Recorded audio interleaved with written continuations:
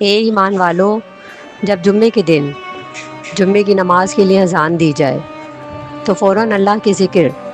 یعنی خطبہ اور نماز کی طرف تیزی سے چل پڑو، اور خرید و فروخت یعنی کاروبار چھوڑ دو،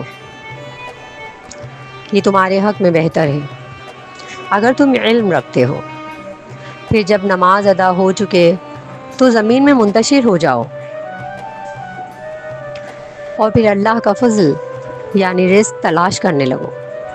اور اللہ کو کثرت سے یاد کیا کرو تاکہ تم فلاح پا جاؤ۔ حضرت سلمان فارسی رضی اللہ عنہ سے روایت ہے کہ نبی صلی اللہ علیہ وسلم نے فرمایا، جو آدمی جمعے کے روز غسل کرے اور حسب استطاعت طہارت حاصل کرے،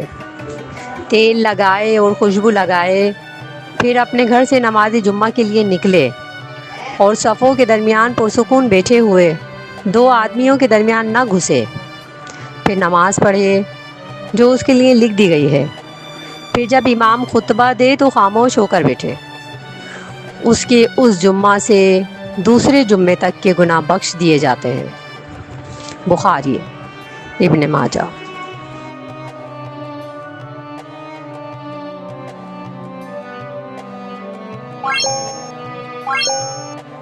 Thank you.